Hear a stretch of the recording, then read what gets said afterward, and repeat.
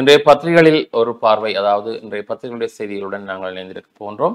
யாழ் குடாநாட்டிலிருந்து வெளியாயிருக்கின்ற ஈழநாடு, உதயன், வலம்புரி, தினக்குரல் பத்திரிகைகள் எங்களுடைய கைவசம் இருக்கிறது. அந்த வகையிலே இன்றைய நாளுக்குரிய ஈழநாட்டு பத்திரிகையுடைய முக்கிய செய்திகள் என்ன இருக்கிறது என்பதை முதலில் பார்க்கலாம். இல்லையா கத்தியா? நிச்சயமாக இன்று ஈழநாட்டு பத்திரிகையின் பிரதான செய்தியாக வலிந்து காணாமல் ஆக்கப்படல் நடந்தன, அதனை சகல தரப்புகளும் ஏற்றுக்கொள்ள வேண்டும். சர்வதேசம் ஊடாக நீதியை பெறுவது சாத்தியமற்றது என்கிறார் ஜனாதிபதி சட்டத்தரணி சாலிய பீரிஸ். இலங்கையில் வலிந்து காணாமல் ஆக்கப்பட்டல்கள் இடம்பெற்றன என்ற உண்மையை அரசும் அரசு சாராத சகல தரப்புகளும் ஏற்றுக்கொள்ள வேண்டும். இவ்விவகாரத்திற்கு சர்வதேசத்தின் ஊடாக நீதியை பெற்றுக்கொள்வது என்பன நடைமுறையில் சாத்தியமற்றதொரு விடயமாகும். எனவே நாம் உள்ளக பொறிமுறையை மேலும் பலப்படுத்த வேண்டும் என காணாமல் ஆக்கப்பட்டோர் பற்றிய அலுவலகத்தின் முன்னாள் தவிசாளரும் ஜனாதிபதி சட்டத்தரணியுமான சாலிய பீரிஸ் வலியுறுத்தியுள்ளார் என்று இந்த செய்தி காணப்படுகிறது. அதனைத் தொடர்ந்து ஏனைய முற்பக்க செய்திகளுக்குள் இலங்கையை பாராட்டிய அமெரிக்கா. நியாயமானதும் சமநிலையானதுமான பரஸ்பர வர்த்தக பேச்சு வார்த்தைகளை நடத்தும் இலங்கை அரசாங்கத்தின் ஆக்கப்பூர்வமான அணுகுமுறையை அமெரிக்கா வரவேற்றுள்ளது என்று இந்த செய்தி காணப்படுகிறது. அதனைத் தொடர்ந்து ஏனைய முற்பக்க கட்டப்படப்பட்ட செய்திகளுக்குள் உடலங்களை புதைக்கலாம், உண்மைகளை புதைத்து விட முடியாது. சட்டத்தரணி ரணிதா ஞானராஜ். உடலங்களை புதைக்கலாம், ஆனால் ஒரு காலமும் உண்மைகளை புதைக்க முடியாது என செம்மணி வழக்கில் பாதிக்கப்பட்டோர் சார்பில் முன்னிலையாகும் சட்டத்தரணி ரணிதா ஞானராஜ் தெரிவித்துள்ளார் என்று இந்த செய்தி காணப்படுகிறது. அதனைத் தொடர்ந்து கடல் வளத்தை சூறையாடுவதை தமிழக மீனவர்கள் கைவிட வேண்டும் என்ற ஒரு செய்தி இங்கு பிரசுரிக்கப்பட்டிருக்கிறது. கடற்தொழிலாளர் சமாச தலைவர் கோரிக்கை என்றவாறு இந்த செய்தி காணப்படுகிறது. வடக்கின் கடல் வளங்களை சூறையாடுவதை தமிழக கடற்தொழிலாளர்கள் கைவிட வேண்டும் எனவும், வடக்கு வளங்கள் அளிக்கப்படுவதை தமிழகத்தில் போராட்டங்களை முன்னெடுக்கும் தரப்பினர் புரிந்து கொள்ள வேண்டும் எனவும் யாழ்ப்பாண மாவட்ட கடற்தொழிலாளர் கூட்டுறவு சங்க சமாசங்களின் சம்மேளன தலைவர் செல்லத்துறை நற்குணம் தெரிவித்துள்ளார் என்று இந்த செய்தி காணப்படுகிறது. இதனைத் தொடர்ந்து ஒரு செய்தி, மன்னார் மடு அன்னை திருவிழாவில் 8 லட்சத்திற்கும் மேற்பட்ட பக்தர்கள் என்று மடு அன்னையின் திருவிழா தொடர்பான புகைப்படம் ஒன்றும் இங்கு பிரசுரிக்கப்பட்டிருக்கிறது. தொடர்ந்து யாழ் பிரபல சத்திர சிகிச்சை நிபுணர் மருத்துவர் சுதர்சன் திடீர் உயிரிழப்பு, இலங்கை மருத்துவத்துறைக்கு பேரிழப்பு என்ற தலைப்பில் ஒரு செய்தி. யாழ்ப்பாணம் போதனா வைத்தியசாலையின் பிரபல சத்திர சிகிச்சை நிபுணர் மருத்துவர் வெங்கடாச்சலம் சுதர்சன் மாரடைப்பு காரணமாக நேற்று வெள்ளிக்கிழமை கொழும்பில் காலமானார். வைத்தியர் சுதர்சனின் இழப்பானது யாழ் போதனா வைத்தியசாலைக்கும் இலங்கை மருத்துவத்துறைக்கும் ஈடு செய்ய முடியாத இழப்பாகும் என்று சகல வைத்தியர்களும் தெரிவித்துள்ளனர் என்பது ஈழநாட்டு பத்திரிகையின் முற்பக்க செய்திகளாக இருக்கிறது. அதனைத் தொடர்ந்து உட்பக்க செய்திகளுக்குள் சட்டத்தை மதிக்கின்ற சமூகமாக நாங்கள் மாற்றம் பெற வேண்டும், வடக்கு மாகாண ஆளுநர் கருத்து என்ற செய்தியும், 10 லட்சம் ரூபாய்க்கு ஏலம் போன மாம்பழம் என்ற தலைப்பில் செய்திகளும் இங்கு காணக்கூடியதாக இருக்கிறது. தொடர்ச்சியாக ஒரு புகைப்படம் தாங்கிய செய்தியாக, மன்னார் சூழல் பாதிப்புக்கு எதிரான போராட்டத்துக்கு தமிழரசு முழு ஆதரவு, CVK சிவஞானம் அறிவிப்பு என்ற செய்திகளும் இங்கு பிரசுரிக்கப்பட்டிருக்கிறது. ஓரங்கட்டப்பட்ட மக்களின் வாழ்வாதாரத்தை கட்டியெழுப்பும் நிகழ்ச்சி திட்டம் மாந்தையில் என்ற தலைப்பில் ஒரு செய்தி காணக்கூடியதாக இருக்கிறது. அதனைத் தொடர்ந்து ஒரு புகைப்படம் தாங்கிய செய்தியாக, ஆயிரக்கணக்கான பக்தர்கள் பங்கேற்புடன் சிறப்பாக நடந்த கப்பலேந்தி மாதா திருவிழா என்று கப்பலேந்தி மாதா திருவிழாவினுடைய புகைப்படம் ஒன்றும் இங்கு பிரசுரிக்கப்பட்டிருக்கிறது. தொடர்ச்சியாக புகைப்படங்கள் தாங்கியிருக்கக்கூடிய செய்தியாக, பருத்தித்துறையில் விசேட நடமாடும் சேவை, அதிகளவான மக்கள் ஆர்வத்தோடு பங்கேற்பு என்ற தலைப்பில் ஒரு செய்தி. குறிப்பாக கிளீன் ஸ்ரீலங்கா செயல் திட்டத்தின் கீழ் நேற்று முன்தினம் பருத்தித்துறை வேலாயுதம் மகாவித்தியாலயத்தில் நடைபெற்ற விசேட நடமாடும் சேவையில் சுமார் 500 பொதுமக்கள் வருகை தந்து தமக்குரிய சேவையை பெற்றுக்கொள்வார்கள் என எதிர்பார்த்த நிலையில் 1657 பொதுமக்கள் வருகை தந்து 2057 சேவைகளை பெற்றுக் கொண்டுள்ளனர் என்றவாறு இந்த செய்தி தொடர்ந்து செல்கிறது. அதனைத் தொடர்ந்து செய்திகளுக்குள்,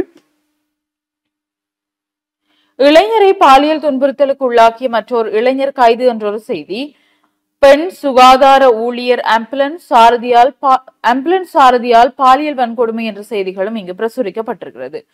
30 இலங்கை மாணவர்களுக்கு சீன அரசாங்கம் புலமை பரிசில் என்றொரு செய்தி.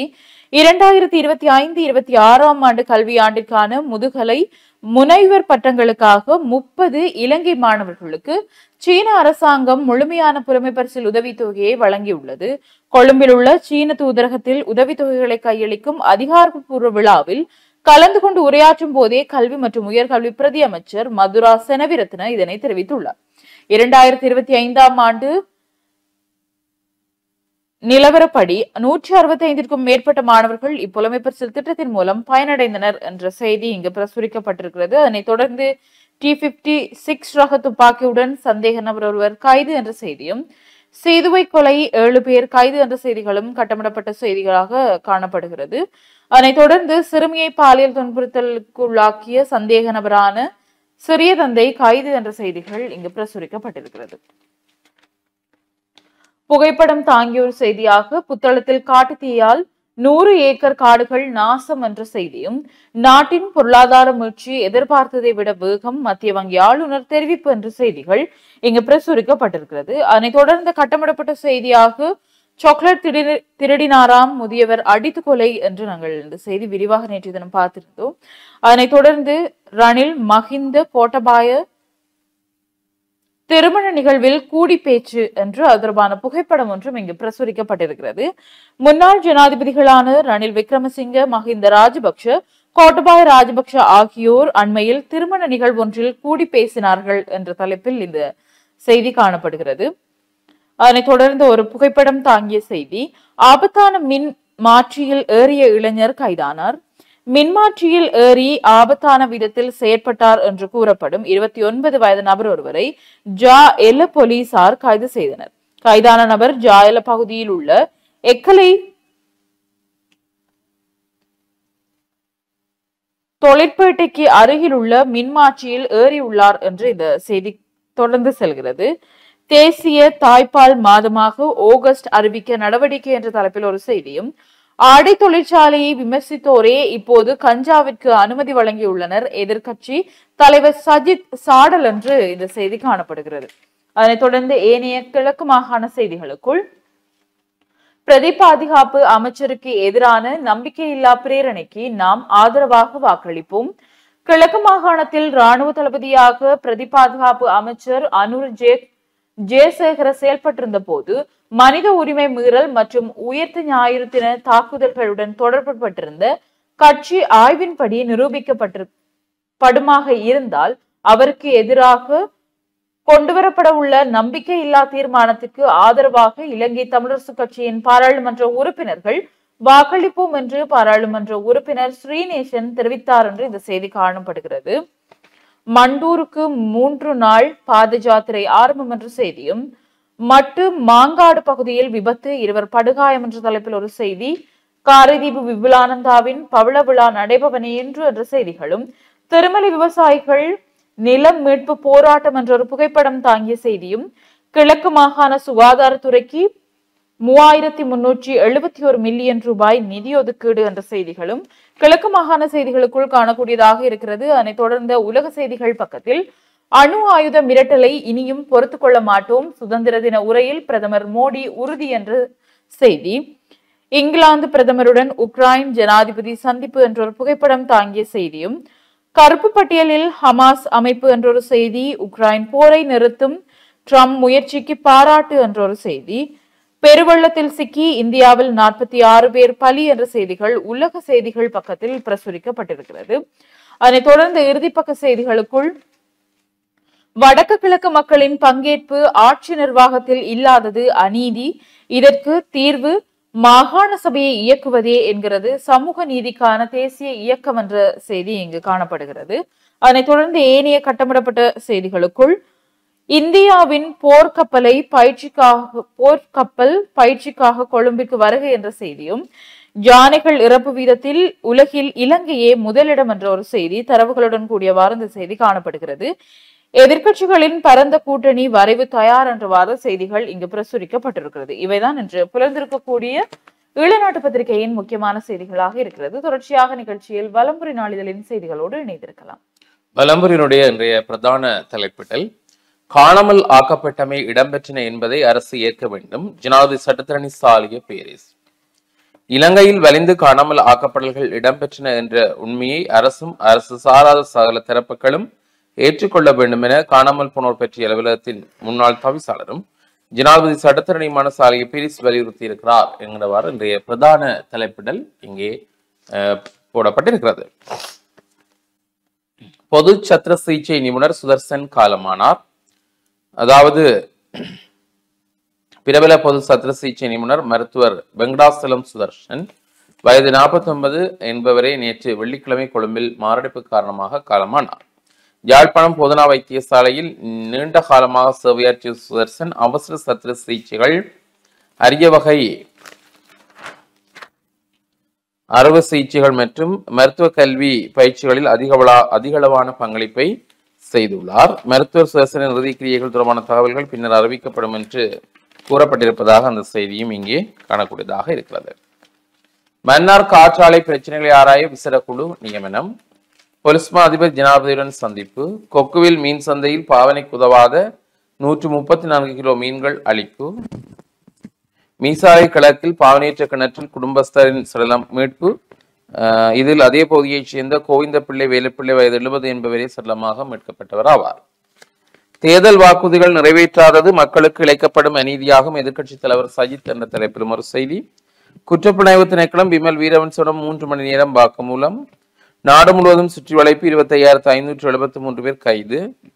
நல்லூர் மகோற்சவத்தின் விசேட திருவிழாக்களில் 600 போலீசார் கடமையில் என்கிறவாறு ஒரு தலைப்பிலும் ஒரு செய்தி. இவை முன்பக்க செய்திகள்.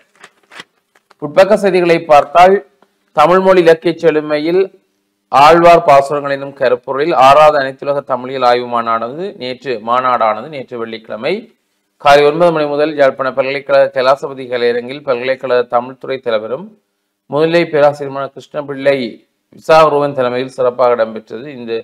இந்த நிகழ்வு இந்த நிகழ்வில் மண்டபம் நிறைந்த வகையிலே கல்வியாளர்கள், பல்துறை சார்ந்தவர்கள் மற்றும் மாணவர்கள் கலந்து கொண்டார்கள் என்றவாறு ஒரு செய்தி. தென்னிந்திய பிரபல பாடகர் மனோ இசை நிகழ்ச்சி ஒன்றில் பங்கேற்பதற்காக பலாலி சர்வதேச விமான நிலையம் ஊடாக நேற்று யாழ்ப்பாணத்துக்கு வருகை தந்திருக்கிறார். மாலை நல்லூர் கந்தனை தரிசித்த அவர் ஊடக சந்திப்பிலும் கலந்து கொண்டார் என செய்தி.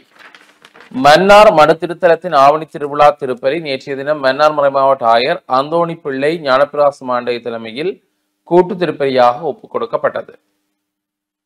அன்றாபுரம் மறை மாவட்டத்தினுடைய ஆயர் நோபர்ட் அன்றாடி, காலி மறைமாவட்ட ஆயர் ட்ரேமன் விக்ரமசிங்க, ரத்னபுரி மறைமாவட்ட ஆயர் அன்டன் வைமன் குரூஸ், மன்னார் மறைமாவட்ட ஓய்வுநிலை ஆயர் இமானுவல் பினாண்டோ ஆண்டகை, மடு பரிபாலகர் அருத்தந்தை பெப்பி சோசை அடிகளார், மன்னார் மாவட்ட குறுமுதல்வர் அருத்தந்தை தமிழ்நேசன் அடிகளார் ஆகியோர் இணைந்து திருவிழா திருப்பலியை கூட்டு திருப்பலியாக ஒப்புக் கொடுத்தனர்.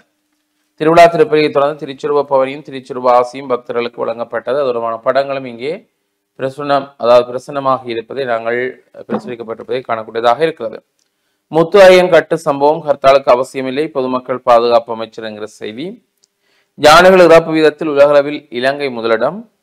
லொஹான் ரத்வத்த காலமானார். முன்னாள் ராஜாங்க அமைச்சர் லொஹான் ரத்வத்த காலமானார். உடல்நலக் குறைவினால் வைத்தியசாலையில் சிகிச்சை பெற்று வந்த நிலையில் அவர் நேற்று தனது 57வது வயதில் காலமானார் என்றும் அவரது மறைவிற்கு அரசியல் பிரமுகர்கள் உட்பட பலரும் இரங்கல் தெரிவித்திருக்கின்றனர் என்றவாறு அந்த செய்தி. இலங்கையின் பொருளாதார முயற்சி எதிர்பார்த்ததை விட வேகமாக உள்ளது மத்திய வங்கி ஆளுநர் என்கிற செய்தி. விஞ்ஞானமானி வழிவாரி பட்டப்படிப்பு விரைவில் ஆரம்பிக்க திட்டம், யாழ் பல்கலைக்கழக விஞ்ஞான பீடாதிபதி தெரிவிப்பு என்கிற ஒரு செய்தி. ஆஸ்திரேலியா தென்னாப்பிரிக்கா அணிகள் மோதும் T20 இறுதிப் போட்டி இன்று தொடரவில்லை போவது யார்? கிரிக்கெட் போட்டியை தவிர்ப்பதில் ஒன்றும் குறைந்து விடாது ஹர்பஜன். சிறந்த துடுப்பாட்ட தரவரிசையில் பெர்விஷ் 80 இடங்களுக்கு முன்னேற்றம். மானமட்ட குத்துச்சண்டை போட்டியில் அச்சுவேலி புனித தேசால் மாணவிக்கு தங்கம் என்கிறவாறு ஒரு செய்தியும் காணக்கூடியதாக இருக்கிறது. விஞ்ஞானமானி வழிவாரி பட்டப்படிப்பு விரைவில் என்ற அந்த செய்தியும் பார்த்திருந்தோம். 10 லட்சம் ரூபாய்க்கு இளம் போன மாம்பழம். நாகர்கோவில் வடக்கு முருகையா தேவஸ்தான மாம்பழ திருவிழாவில் மாம்பழம் ஒன்று 10 லட்சம் ரூபாய்க்கு இளம் போன சம்பவம் ஒன்று பதிவாகி இருக்கின்றது. நல்லூர் உற்சவகால தெய்வீக அரங்கள் தொடர்பான செய்திகளும் இங்கே பிரசுரமாக இருப்பது காணக்கூடியதாக இருக்கிறது. அதாவது நல்லூர் முருகன் உற்சவ காலத்தை முன்னிட்டு இலங்கை இளங்கலைஞர் மன்றமும் நல்லூர் துக்காதேவி மணிமண்டபம் இணைந்து நடாத்தும் தெய்வீக இசை அரங்கு சனிக்கிழமை மாலை 6:45 மணி தொடக்கம் 8:30 மணி வரை நல்ல துக்காதேவி மணிமண்டபத்தில் இடம்பெற இருப்பதாக அந்த செய்தி. 6:45 மணி தொடக்கம் 8:30 மணி வரை. தர்மக்கேணி விவசாயிகளுடன் ஸ்ரீதரன் எம்பி சந்திப்பு. பச்சிலைப்படை பிரதேச சபை நிலைக்குட்பட்ட தர்மக்கேணி பகுதியில் விவசாய நடவடிக்கைகளுக்கு பாதிப்பு ஏற்படுத்தக்கூடிய வகையில் இலங்கை புரத திணைக்களத்தால் மேற்கொள்ளப்பட்ட நடவடிக்கைகள் தொடர்பிலும் விவசாய நடவடிக்கைகளுக்கு இடையூறின்றி அதனை அணுகும் வரையிலும் பொறிமுதல் அதனை அணுகும் வழிமுறைகள் தொடர்பிலும் கலந்துரையாடும் பெறும் பாராளுமன்ற இது தொடர்பாக கலந்துரையாடும் பொருட்டு பாராளுமன்ற உறுப்பினரும் இலங்கை தமிழ் கட்சியின் பாராளுமன்ற குழு தலைவருமான சிவஞானம் ஸ்ரீதரன் அவர்கள் நேற்று முன்தினம் குறித்த பகுதியை நேரில் சென்று பார்வையிட்டிருக்கின்றார் என்றும் இங்கே கூறப்பட்டிருக்கின்றது. ஆகவே தர்மக்கேணி விவசாயிகளுடன் ஸ்ரீதரன் எம்பி சந்திப்பு. உயர்தர மாணவர்களுக்கான பகுதிகள் செயல்முறை வகுப்பு. தொண்டமனார் தேசிய வழிகளை நிலையம் நடாத்தும் உயர்தர இறுதி பரீட்சையில் தோற்றும் மாணவர்களுக்கான பௌதிகவியல் செயல்முறை வகுப்பு எதிர்வரும் அக்டோபர் மாதம் 13ஆம் தேதியிலிருந்து தொடர்ந்த 5 நாட்கள் தொண்டமனார் வழிகள நிலைய ஆய்வு கூடத்தில் இடம்பெற இருப்பதாகவும் அந்த செய்தி. மாகாணசபை தேர்தலுக்கு முழுமையான ஒத்துழைப்பு வழங்கவும் தேர்தல்கள் ஆணைக்குழு அறிவிப்பு. இலங்கை வரும் அமெரிக்க கப்பல் போன செய்திகளும். கீரி சம்பாவிற்கு பற்றாக்குறை ஏற்படுத்த சில முயற்சி அமைச்சர் வசந்த சமரசிங்க என்ற தலைப்பில் அந்த செய்தி. உலக பக்கங்களை பார்த்தால் இந்தியாவின் 79வது சுதந்திர தினம் செங்கோட்டையில் தேசிய கொடி ஏற்றினார் பிரதமர் மோடி. இந்தியாவின் 79வது சுதந்திர தினத்தையொட்டி டில்லி செங்கோட்டையில் தேசிய கொடி ஏற்றினார் மோடி மரியாதை செலுத்தினார் என்றும் அங்கே கூறப்பட்டிருக்கிறது. ஜம்மு காஷ்மீரை புரட்டிப்பட்ட கனமழை 46 பேர் பலி 200க்கும் மேற்பட்டோர் மாயம். உலக சாதனை படைத்த கிளி. சீனாவைச் சேர்ந்த கிளி ஒன்று உலக சாதனை படைத்துள்ளது. 33.5 செகண்ட்களில் 10 நிறங்களை கண்டுபிடித்த கிளி என்ற சாதனையை சீனாவைச் சேர்ந்த ஜியாங்கி படைத்துள்ளது. ஒரே நிறம் கொண்ட பந்தை அதே நிறம் கொண்ட கூடையில் போடுவதன் மூலம் இந்த சாதனை நிகழ்த்தப்பட்டது என்கிறவாறும் அந்த செய்தி அமைந்திருக்கிறது. தலையில் கொம்போடன் சுற்றித் திரியும் முயல்கள் அமெரிக்காவில் வினோதம் போன்ற செய்தியும். இந்தியாவுடன் இணைந்து செயற்பட தயார் விருப்பம் தெரிவித்த சீனா. அரசாங்கத்தை கண்டித்து இஸ்ரேலில் பாரிய போராட்டம் 12 பேர் கைது. சர்வதேச பிரச்சனைகளை தீர்ப்பதில் இந்தியா முக்கிய பங்கு. ரஷ்யா பாராட்டு போன்ற செய்திகள் உலக பக்கத்திலே காணப்படுகிறது. ஏனைய உள்ளூர் செய்திகளை பார்த்தால் மன்னாரில் மக்களின் வாழ்வாதாரத்தை கட்டியெழுப்பும் நிகழ்ச்சி திட்டம் என்ற தலைப்பில் ஒரு செய்தி. கனியமணல் அகழ்வுக்கு எதிரான போராட்டம் உறுதியான முடிவு வரும் வரை தொடரும் போராட்டக்காரர்கள் தெரிவிப்பு. கனியமணல் அகழ்வுக்கு எதிரான போராட்டம் மன்னார் மாவட்டத்தில் தெரிந்த விடயம். படுகொலைக்கு நீதி வேண்டி புங்குடுதீவிலும் போராட்டம். புங்குடுதீவு தனியார் போக்குவரத்து சங்கத்தினர் நேற்றைய தினம் கவனிப்பு போராட்டம் ஒன்றை மேற்கொண்டனர் என்று அந்த செய்தி காணப்படுகிறது. தொழிற்கல்வியை முன்னேற்றுவதன் மூலம் பொருளாதார ஸ்திரத்தன்மையை உயர்த்துவதே அரசாங்கத்தின் நோக்கம். பிரதமர் ஹரணி அமரசூரிய. இந்திய பிளாஸ்டிக் கழிவுகளால் இலங்கையின் கடற்கரை பாதிப்பு என்கிற ஒரு செய்தி. ஒரு தொகை சட்டவிரோத ஆயுதங்கள் மினுவாங்குடையில் கண்டுபிடிப்பு. அனுராதபுரத்தில் புதியல் தோண்டல் பிரதீப் அதிபரின் மனைவி உட்பட 8 கைது. சீதுவ கொலை சம்பவம் தொடர்பில் 7 கைது போன்ற செய்திகள் விளம்பரிலே காணப்படுகிறது. இவைதான் இன்றைய விளம்பரினுடைய சில முக்கிய செய்திகள். அடுத்து உதயனுடைய முக்கிய செய்திகளை நாங்கள் பார்க்கக்கூடியதாக இருக்கும். உதயன் பத்திரிகையுடைய இணைய செய்திகளை பார்க்கலாம். உதயன் பத்திரிகையின் இன்றைய பிரதான செய்தியாக புலிகளின் மனோநிலையில் வடக்கு மாகாண மக்கள் பாதுகாப்பை குறைக்கக்கூடாது சரத் பொன்சேகா தெரிவிப்பு. வடக்கு மாகாணத்தில் புலிகளின் மனோநிலையில் தற்போதும் பலர் உள்ளனர். எனவே பாதுகாப்பை தளர்த்தினால் அது தேசிய பாதுகாப்பிற்கு அச்சுறுத்தலான நிலையை தோற்றுவிக்கும். இவ்வாறு முன்னாள் இராணுவ தளபதி ஃபீல்ட் மார்ஷல் சரத் பொன்சேகா தெரிவித்துள்ளார் என்று இந்த செய்தி காணப்படுகிறது. அதனைத் தொடர்ந்து ஏனைய கட்டமிடப்பட்ட செய்திகளாக ஆவணி பெருவிழா கோலாகலம் மடுமாதாவின் அருள் வேண்டி பல்லாயிரம் பக்தர்கள் என்ற செய்தியும், புங்குடுதீவு படுகொலை நீதி கோரி போராட்டம் என்ற தலைப்பில் ஒரு செய்தி, யாழ்ப்பாணம் போதனாவின் சத்திர சிகிச்சை நிபுணர் மருத்துவர் சுதர்சன் மறைவு என்று அவருடைய புகைப்படம் தாங்கியவாறு இந்த செய்தி காணப்படுகிறது. அதனைத் தொடர்ந்து உதயனின் ஊடக அனுசரணையில் சர்வதேச புத்தக திருவிழாவிற்கு பொதுமக்கள் பெரும் வரவேற்பு இன்றும் நாளையும் தொடரும் என்ற ஒரு புகைப்படம் தாங்கியவாறு இந்த செய்தி காணப்படுகிறது. கட்டமிடப்பட்ட ஒரு செய்தியாக பருத்தித்துறையிலிருந்து இராணுவ முகாம்களை அகற்றுமாறு போராட்டம் ஆகஸ்ட் 25 முன்னெடுக்கப்படும். பருத்தித்துறை நகரை பாதுகாப்போம் என்ற தொனிப்பொருளில் பருத்தித்துறை நகரில் உள்ள இராணுவ முகாம்களை அகற்றுமாறு வலியுறுத்தி எதிர்வரும் 25ஆம் தேதி கவனஈர்ப்பு போராட்டம் இடம்பெற உள்ளது என்றவாறு இந்த செய்தி காணப்படுகிறது. அதனைத் தொடர்ந்து அறகலைய வழக்குகளை நீக்குவதற்கு திட்டம் அரசாங்கம் அறிவிப்பு என்ற செய்தியும், நல்லூர் விசேட உற்சவத்தை முன்னிட்டு பாதுகாப்பு ஏற்பாடுகள் அதியுச்சம், கொழும்பிலிருந்து வந்தது விசேட அணி என்ற தலைப்புகளிலும் செய்திகள் இங்கு காணக்கூடியதாக இருக்கிறது. அதனைத் தொடர்ந்து முன்னாள் ராஜாங்க அமைச்சர் லொஹான் ரத்வத் காலமானார். தமிழ் அரசியல் கைதிகளை துப்பாக்கியால் அச்சுறுத்தியவர் இவர். நாடாளுமன்ற முன்னாள் உறுப்பினர், முன்னாள் ராஜாங்க அமைச்சரும் லொஹான் ரத்வத் உடல் சுகையினம் காரணமாக நேற்று காலமானார். முன்னாள் பிரதி பாதுகாப்பு அமைச்சர் ஜெனரல் அனுருத்த ரத்வத்தவின் மகனான லொஹான் ரத்வத் 2000ஆம் ஆண்டு கண்டி மாவட்டத்தை பிரதிநிதித்துவப்படுத்திய நாடாளுமன்ற உறுப்பினர் ஆவார். பல ஆண்டுகளாக சிறைச்சாலை மேலாண்மை மற்றும் கைதிகள் மறுவாழ்வு ராஜாங்க அமைச்சர் மற்றும் ரத்தினக்கல் மற்றும் நகை தொடர்பான கைத்தொழில் ராஜாங்க அமைச்சர்கள் உட்பட பல பதவிகளை வகித்திருந்தார். இலங்கை அரசியல் களத்தில் ஒரு மிக முக்கியமான நபராவார். இலங்கை சுதந்திர கட்சியுடன் பின்னர் இலங்கை பொதுஜன பெரமுனுடனும் நெருங்கிய தொடர்புகளை கொண்டிருந்தார் என்பது அறியத்தக்கது. கடந்த 2001ஆம் ஆண்டு உடதளவின்ன பகுதியில் முஸ்லிம் இளைஞர்கள் படுகொலை செய்யப்பட்ட சம்பவம் தொடர்பில் லொஹான் மீது குற்றம் சுமத்தப்பட்டிருந்தது. அத்துடன் சிறைச்சாலைக்கு சென்று தமிழ் அரசியல் கைதிகளை துப்பாக்கி முனையில் அச்சுறுத்தியதுடன் இன்னும் பல சர்ச்சைகளுடன் தொடர்புடைய நபராக ரத்வத் இருந்தார் என்பதும் குறிப்பிடத்தக்கது என்று இந்த செய்தி காணப்படுகிறது. அதனைத் தொடர்ந்து முச்சந்தி முரளி அவர்களுடைய கருத்தாக, ரத்வத்தை குடும்பத்தை தமிழ் சனத்தின் சாபம் சும்மா விடையில கண்டியலோ என்ற மாதிரி அவருடைய கருத்து காணப்படுகிறது. இவைதான் உதயன் பத்திரிகையின் முற்பக்கத்தில் பிரசுரிக்கப்பட்டிருப்பவை. தொடர்ந்து உட்பக்க செய்திகளுக்குள், நாட்டை பாதுகாப்பதற்கு சட்டம் கடுமையாக்கப்படும், புதிய போலீஸ் மா அதிபர் தெரிவிப்பு என்ற செய்தியும், சமய தலைவர்களின் மொழி புலமை விருத்தி யாழ்ப்பாணத்தில் கலந்துரையாடல் என்ற செய்திகளும் இங்கு காணக்கூடியதாக இருக்கிறது.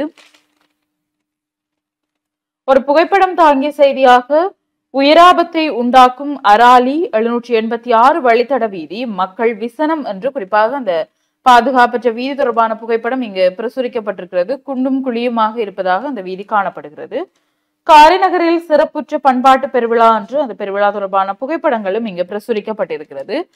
மக்களின் பிரதிநிதித்துவம், மாகாண சபைகளின் முடக்கம், தேர்தலை உடன் நடத்துமாறு சமூக நீதிக்கான தேசிய இயக்கம் வலியுறுத்து என்ற ஒரு செய்தி இங்கு காணப்படுகிறது. அதனைத் தொடர்ந்து கடவுளும் டாக்குத்தரும் என்ற தலைப்பில் புதினம் தெரியுமோ என்ற பக்கத்தில் இந்த தலைப்பில் ஒரு புதினம் இங்கு பிரசுரிக்கப்பட்டிருக்கிறது. இதனைத் தொடர்ந்த ஏனைய செய்திகளுக்குள், ஊழல் மோசடியாளர்கள் நிச்சயமாக தண்டிக்கப்படுவார்கள், அமைச்சர் விமல் தெரிவிப்பு என்ற ஒரு செய்தி. ஊழல் மோசடிகளில் ஈடுபட்ட கொள்ளையர்கள் கைது செய்யப்படுவார்கள் என உறுதியளித்தோம், அந்த உறுதிமொழி நிறைவேற்றப்பட்டு வருகின்றது என்று சபை முதல்வரும் அமைச்சருமான விமல் ரத்நாயக்க தெரிவித்திருக்கிறார் என்று இந்த செய்தி காணப்படுகிறது. அதனைத் தொடர்ந்த கட்டமிடப்பட்ட செய்திகளாக, கேரிச்சம்பாவிற்கு செயற்கை தட்டுப்பாடு என்ற செய்தியும், சுற்றி வளைப்பில் 4712 பேர் கைது என்ற செய்திகளும் இங்கு காணக்கூடியதாக இருக்கிறது. அதனைத் தொடர்ந்து அமெரிக்க போர்க்கப்பல் இலங்கையில் நங்கூரம் என்று அது தொடர்பான புகைப்படம் ஒன்று இங்கு பிரசுரிக்கப்பட்டிருக்கிறது. மாடுகளை திருடியவர்கள் மக்களால் நையப்புடைப்பு, 4 தப்பியோட்டம், வேலனையில் சம்பவம் என்று இந்த செய்தி காணப்படுகிறது. தொடர்ச்சியாக, வீட்டு திட்ட காணிகளுக்கு உறுதிகளை வழங்குங்கள், கரந்தாய் கிராம மக்கள் கோரிக்கை என்ற ஒரு செய்தி இங்கு பிரசுரிக்கப்பட்டிருக்கிறது. இதனைத் தொடர்ந்து உதயன் பத்திரிகையின் இறுதிப்பக்க செய்திகளுக்குள், புட்டின் ட்ரம்ப் இடையே நேற்று நேரடி பேச்சு, கைப்பற்றிய பகுதிகளை தந்தால் போர் நிறுத்தம், உயர்மட்ட பேச்சுவார்த்தையில் புட்டின் ஸ்கெட்ச் என்று இந்த செய்தி காணப்படுகிறது. உக்ரைனிடமிருந்து ரஷ்யா கைப்பற்றிய ஷபோரியா உள்ளிட்ட பகுதிகளை ஒப்படைத்தால் போர் நிறுத்த உடன்படிக்கை நடைமுறைக்கு வரும் என்று ரஷ்ய அதிபர் புட்டின் தெரிவித்துள்ளார் என்று இந்த செய்தி காணப்படுகிறது. அதனைத் தொடர்ந்து, ஜனாதிபதிகளின் சிறப்புரிமைகளை ரத்து செய்யாதீர்கள், சீலரத்ன தேரர் அறிவிப்பு என்ற செய்திகளும் இங்கு பிரசுரிக்கப்பட்டிருக்கிறது. இவைதான் உதயன் பத்திரிகையின் செய்திகளாக இருக்கிறது. தொடர்ச்சியாக நிகழ்ச்சியில் தினக்குரல் பத்திரிகையின் செய்திகளோடு இணைந்திருக்கலாம்.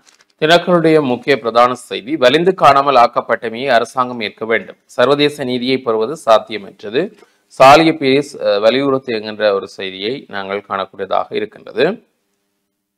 அவை வரைந்து காணாமல் ஆக்கப்பட்டமை அரசாங்கம் ஏற்க வேண்டும். சர்வதேச நீதியை பெறுவது சாத்தியமற்றது. சாரி பீரிஸ் வலியுறுத்தல் என்கின்றவாறு அந்த செய்தி. யாழ் போதனா வைத்தியசாலை சத்திர சிகிச்சை நிபுணர் மாரடைப்பால் மரணம். அது ஏற்கனவே நாங்கள் பார்த்த செய்தி. நவம்பரில் 2026 பட்ஜெட் விவாதம் என்கிற ஒரு செய்தி. அரசாங்கத்தால் முன்வைக்கப்படவுள்ள 2026ஆம் ஆண்டுக்கான வரவு செலவு திட்டத்தின் மீதான முதலாவது வாசிப்பை அக்டோபர் 3ஆம் தேதி முன்னெடுக்க தீர்மானிக்கப்பட்டுள்ளது. வரவு செலவு திட்டம் மீதான விவாதத்தை நவம்பர் 6ஆம் தேதியிலிருந்து டிசம்பர் 8ஆம் தேதி வரை முன்னெடுக்கவும் தீர்மானிக்கப்பட்டிருப்பதாக ஒரு செய்தி. மன்னாரில் காற்றாலை விவகாரம் உறுதியான தீர்வு வரை போராட்டம் என்கிற தலைப்பிலும் ஒரு செய்தி. ஈஸ்டர் தாக்குதலின் மூலதன உதவியாளர் ஜார், சிஐடியில் விமல் பகிரங்கம் என்கிற தலைப்பில் ஒரு செய்தி. முத்தியங்கட்டு சம்பவம் ஹர்த்தாலிற்கு அவசியம் இல்லை என்ற தலைப்பில் பொதுமக்கள் பாதுகாப்பு அமைச்சர் ஆனந்த் விஜயபால தெரிவித்ததாகவும் அந்த செய்தி. மன்னார் காற்றாலை திட்டம் ஆராய விசேட குழு ஒரு வாரத்தில் முடிவு. 2025ஆம் ஆண்டின் இறுதியில் இலங்கையின் பொருளாதாரம் 4.5% வளர்ச்சி அடையும் என்கிறவாறு சொல்லப்பட்டிருக்கிறது. நிகழ்நிலை காப்புச் சட்டத்தை உடன் முற்றாக நீக்குங்கள், மன்னிப்பு சபை வலியுறுத்து. இந்தியாவின் 79வது சுதந்திர தினம் யாழில்.